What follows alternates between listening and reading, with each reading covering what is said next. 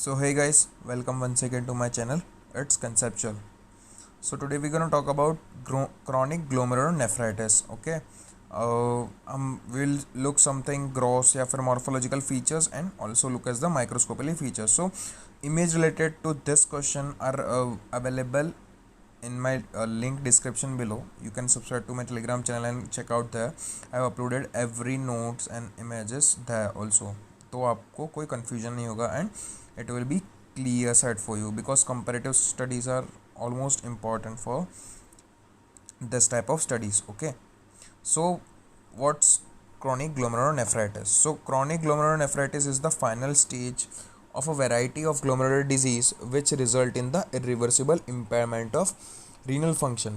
Basically यही बोलना चाह रहा है कि final stage of glomerular disease है जहाँ पे जो फंक्शंस है रीनल के फंक्शंस वो इरिवर्सिबल हो जाते हैं, मतलब they can not be retained. Okay, the conditions which progress chronic glomerulonephritis that are RPGN, that is rapidly progressive glomerulonephritis, that is also known as the crescent shaped glomerulonephritis. अलग से question आएगा, I'll tell you later on. Membranous glomerulonephritis, membranoproliferative glomerulonephritis and IgA neuropathy. So these are some of the characteristic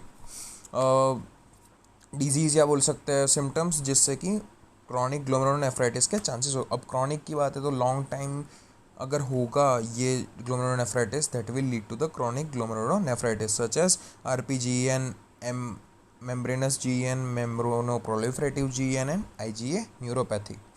सो अब basically बात कर लें morphological structure, मतलब बाहर से कैसा दिखेगा. Grossly kidneys are usually small and contracted, weighing as low as 50 grams each, मतलब कंट्रैक्टेड हो जाएंगे एंड ब्राउन टाइप शेप आ जाएगा उन पे. Okay, this the capsule is adherent to the cortex. Okay, so capsule है वो कॉर्टेक्स से एडहेरेंट होगी and the cortical surface is generally diffusely granule. पहले तो स्मूथ होती है किडनीज बट इसमें क्या हो जाएगी, ग्रेन्यूलर हो जाएगी किडनी. गाइज इमेजेस में आपको बीच में नहीं दिखा रहा हूँ बिकॉज इट में डिसकंटिन्यू मतलब कंटिन्यूटी नहीं आ पाएगी उसकी वजह से. सो उसकी वजह से मैं आपको टेलीग्राम में लिंक दे रहा हूँ डिस्क्रिप्शन में, तो you can check out there. तो उधर पे आपको अच्छे से वो किडनी की इमेज है वो समझ में आ जाएगी. Okay, so moving on to the microscopic structures या फिर बोल सकते हैं माइक्रोस्कोपिकली कैसे दिखेगा.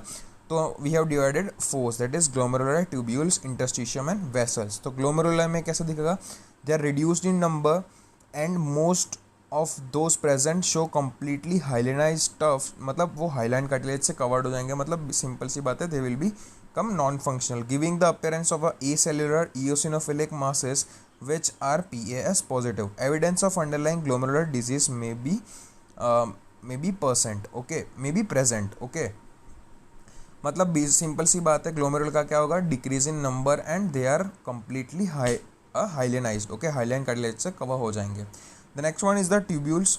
तो many tubules completely disappears and there may be atrophy of tubules close to the scarred glomerular. मतलब जो ग्लोमेरुलर हाइलाइन कार्टिलेज से कवर हो चुके हैं वहाँ पे ट्यूब्यूल्स कम्प्लीटली डिसअपियर हो जाएगी. Okay, tubular cells show hyaline droplets, degeneration and tubular lamina frequently contain eosinophilic and homogeneous cast. मतलब जो कास्ट होंगे that is eosinophilic and homogeneous that will be present in the tubules containing the या फिर affected by the glomerulonephritis. Okay, तो glomerular decrease in number and hyaline हो गया and tubules हो जाएंगे जहाँ पे जो ग्लोमेरुलर हाइलाइन कार्टिलेज से कवर हो चुके हैं वो that will be tubules will be completely disappeared from that area and they will show the eosinophilic and homogeneous cast. Okay, interstitium में क्या होगा कि there is fine and delicate fibrosis of interstitial tissue and varying number of chronic inflammatory cells are often seen. मतलब fibrosis होगा उनमें and interstitial tissues and varying number of chronic inflammatory cells, मतलब inflammatory cells का भी presence होगा in the interstitium. मतलब interstitium कैसे होगा, fibrosis and containing the inflammatory cells and vessels in advanced cases which are frequently associated with hypertension, so conspicuous arterial and arteriolar sclerosis. मतलब vessels में क्या होगा कि जो आर्टेरियल्स एंड सप्लाई कर रही होगी that will undergo the sclerosis. Okay, patient of chronic kidney disease on dialysis show a variety of dialysis associated with the changes that include acquired cystic disease, occurrence of adenomas and adenocarcinomas of kidney, calcification of the tuft and deposition of the calcium oxalate crystal in tubules. मतलब simple सी बात है कि dialysis पे वो क्या करेगा कि एडिनोकार्सिनोमा हो गया होगा किडनी का, या फिर कैल्सिफिकेशन हो गया होगा उसकी ल्यूमेन में, या फिर deposition of calcium oxalate and crystals in the tubules. Okay, तो मतलब वेसल्स में ढंग से ब्लड फ्लो नहीं हो पाएगा, तो उसकी वजह से क्या हो जाएगा, स्क्लेरोसिस हो जाएगा। सिंपल है।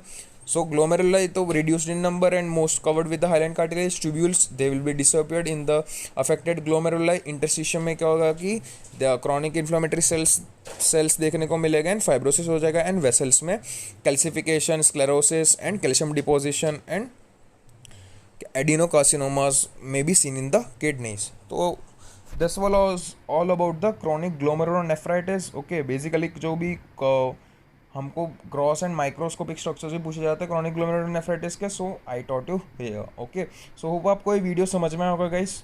और कोई भी डाउट हो तो गाइस कमेंट सेक्शन में मुझे बता दीजिएगा।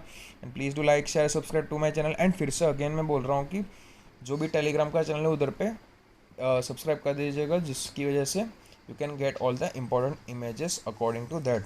Okay, so until then, stay safe, stay healthy, and thank you.